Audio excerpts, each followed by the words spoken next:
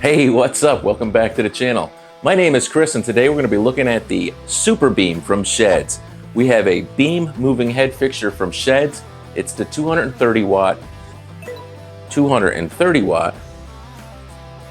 says mini beam. They call it a Super Beam.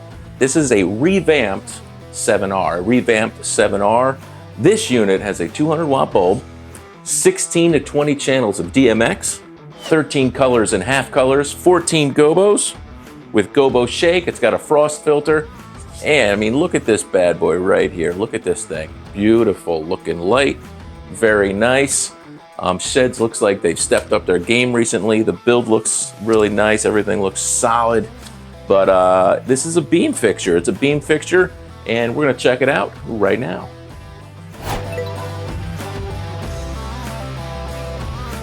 In the box, you have your two brackets, quick locking brackets, very nice for the bottom. You have your power con connector, nice and orange, that's nice. And look at that, silver and orange, those are cool. And actually it looks like a pretty sturdy DMX cable, which is nice. And then you have your instruction manual. This does have an auto program, and it does have DMX, and it does have Sound Active. The Sound Active doesn't have a mic sensitivity that I could find. So it's just going to work the way it's going to work. And with all the moving heads, 99% of the moving heads that I show you guys, DMX is the way to go. So you can access all the gobos that way. You can point it where you want to, and that's the most important thing. You can have it go the direction you want to with DMX. Auto. But these, nice tilt down, and with DMX, you're able to put it where you want it, okay? And with auto, it might get down here, but it's gonna wind up like this most of the time, like it's hung. You have your menu on the front, nice, nice, nice. This is 22 pounds, fits on a regular size totem, which you see here. 22 pounds. Did I struggle a little bit? I gotta get to the gym. DMX in, DMX out, power con in, power con out. You got a power switch, you have an accessible fuse, and you have your big moving head fixture on the bottom. Real quick, I don't want to drop it. Not much to see here, but you can see that you have your space for your quick locking, and that's pretty much it. Your safety chain, if you put a safety cable on it, you probably wind up going through the handles as well. All right, get it plugged in, and we're gonna go ahead and just show you the menu real quick. All plugged up, all I'm gonna do is flip the power switch. We're gonna take a look and see what this thing does by itself when it turns on.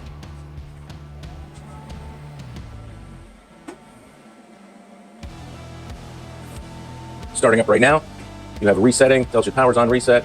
It's giving me a countdown. Right now it says 14 seconds. Probably can't see that from there, but that's okay. It does take a moment to boot on up, and it still is booting up.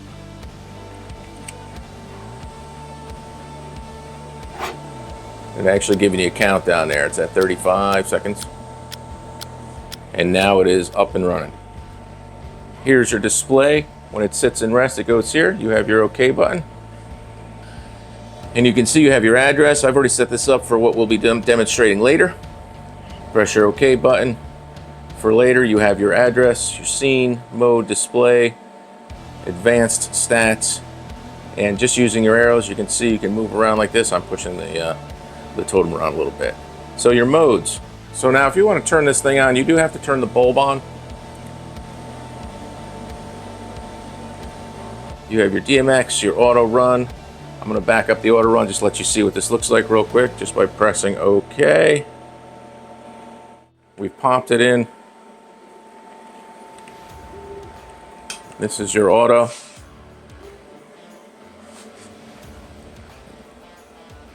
And you can see the auto is flying around, but it's pointing mostly up. And since it is a beam, you're seeing such nice, tight images, which are so close that they're wouldn't really be worth anything to you in this manner. All right. Sound control. It's pretty. Doesn't hear nothing, it'll stop where it is.